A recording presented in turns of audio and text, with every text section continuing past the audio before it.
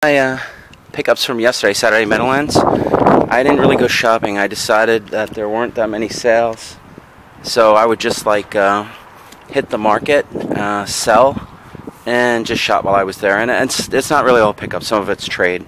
So anyway, here we go. I'll just start with these.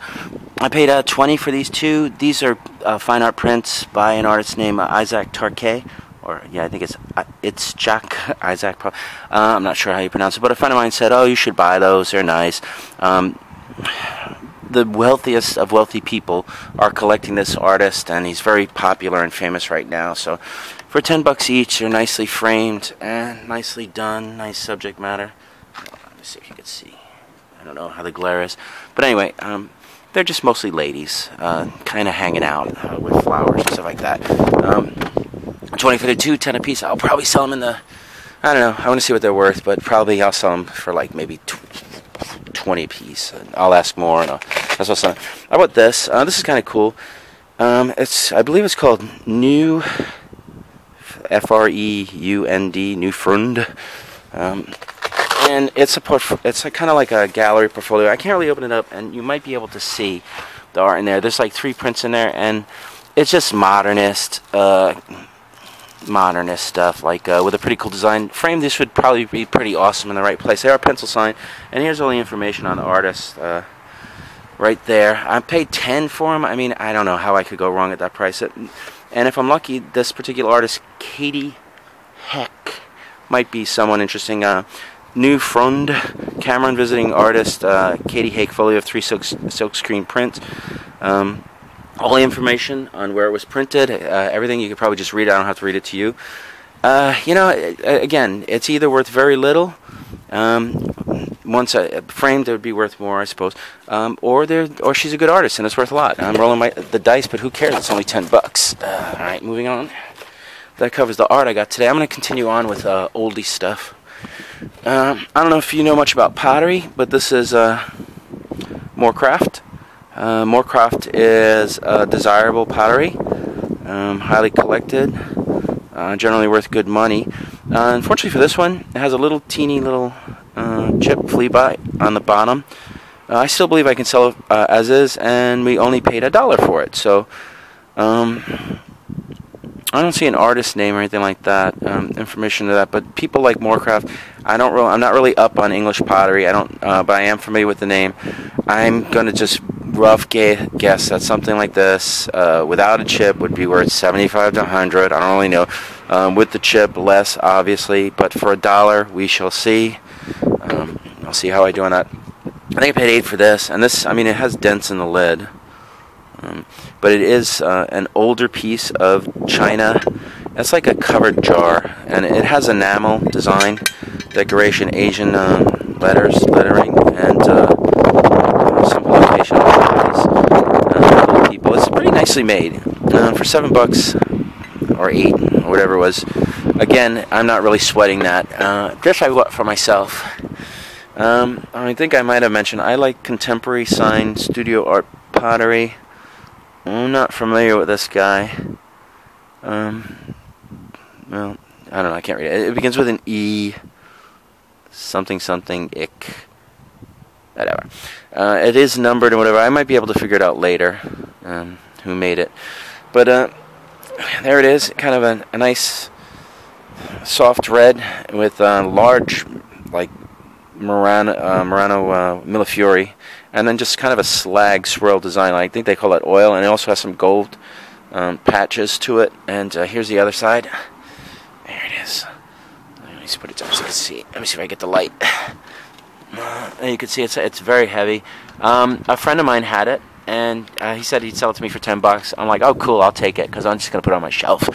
One day, depending on who the artist is, stuff like that might have value. Oh, and here's something. Let me see if I can. Okay. This is just a wall plaque, and I think was it like an advertising for a bank? Maybe it was a gift, especially made for Union Bank of Finland. Don't know if they're around anymore. But this was made by Arabia, Finland. Kind of an important pottery company, if you like mid-century modern. And this one's signed. I know who the guy is. I just can't remember it now. It's easy to find though. There's one online right now. Somebody has 150 on it. Mine seems to be in good condition. That is either like a little spot of plaster or maybe a flaked paint. I don't care. Again, this was only $1. And like I said, someone has it online for 150. If I put this to auction for 50, it ought to go. Maybe I'll get some multiple bids. It came on this rack, but I took it off because that stuff puts stress on these tiles and sometimes causes scratches, and you can see like the diamond mark on the back that was caused by that. Either way, a good find for $1. Again, I'll probably get 50. Here's some trades I did. That's the stuff I bought. I'll do that last. Here's some trades I did. Yeah. All right, I traded to a friend, someone I know, and we do the markets together. Actually, we don't do the markets together, but he's selling on Amazon, and he's also collecting. He has a pretty solid, decent collection. And what I do is he picks out games that I have that he wants, and then he'll trade me stuff for it. And what we did trade was, this time we got a PS3. He was shy a controller and a memory stick. And I guess what I do is I say common games, and I something like this I allow like $25 in trade, so that would be about 7 common games or something like that. So I think I traded 7 common games for it. Normally I don't want Nintendo GameCubes, and this one's also didn't have the power supply, but I think I have it, and if I don't, it doesn't matter. At some point these are going to have value. I only traded him like maybe $15 in commons, which would be like 4 common games. Maybe I said 5, I don't know. It has a memory stick, and I can probably get at least 5 for the memory stick. I don't know, like I'm not going to sell a controller, but it is good to get the controllers. They have value on their own. And as long as it's good, everything's great. And I don't think it has a game or anything. Yeah, no game. Then also part of the trade, and again, this I traded him, I believe, $10. I'm sorry, not $10. I traded him 10 games, which to me would be about $35 in trade value. And I'll sell this for about $35. So, you know, it was games that might sell slowly for me, and also it had a memory stick. So with a memory stick, I should get at least 35. That shouldn't be a problem. Nothing here but a PS Slim. The PS Slims aren't too hard to sell. I don't know if you can see it, but that's what it is. It doesn't really matter. And that was part of the trade. And then I traded him some games. Like he had, he took some of my older games that I don't really care for, and we just traded stuff like that. He traded me a Rad Racer for some other game. This, which is a nonsense game, but I traded for another nonsense game. Imagine Babysitters, Harry Potter. Buddy Ugly Martians, he didn't want that. That was something I put aside. M&M's, I traded this for just a common. I'll probably get like 5 and or 4, and that's a game that I traded. He would get I would sell it for like 4. Then I traded this for like maybe 2 commons, because I'll probably get 7 for that. Then I traded this for commons. Harry Potter Quidditch, Hitman, Pac-Man Fever, Harry Potter Quidditch World Cup. Spy Hunter Xbox, another Spy Hunter Xbox. Driving games are okay. If I sell an Xbox system or people want Xbox games, they like the driving one. So Gun, on PlayStation 2, Tack, which is a fun game. It shouldn't be too hard to sell. Dead or Alive, I got to stick it in a different case, probably a black case DVD. Crash Nitro Kart, that shouldn't be too hard to sell. And then a Ratchet and Clank. These are my game finds. As dark as it is. Let me see if I can get where I'm not in the shot. Okay, these are my game finds that I purchased at the Meadowlands.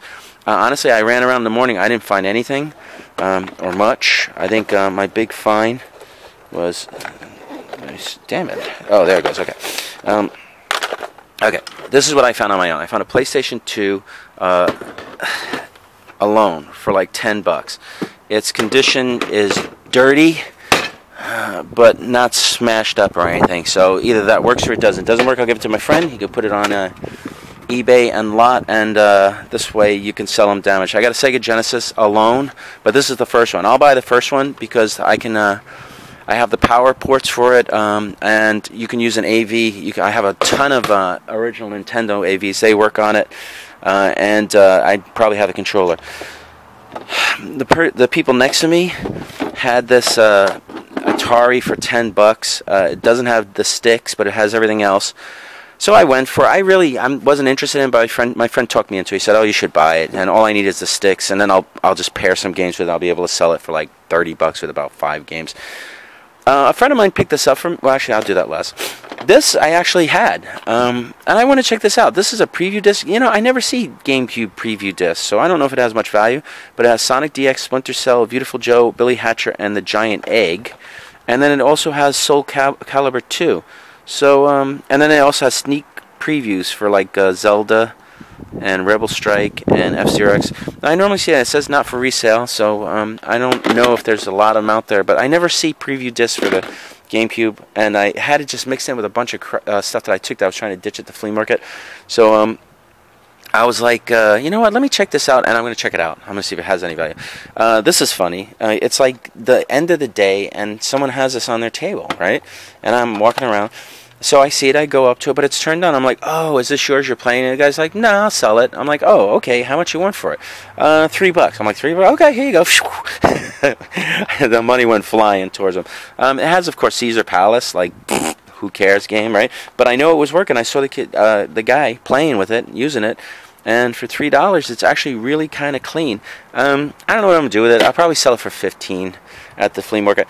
Now my friend found a couple. I have a friend that also buys stuff, but he mostly buys antiques, and if he sees games, he picks them up for me, and that's what happened here.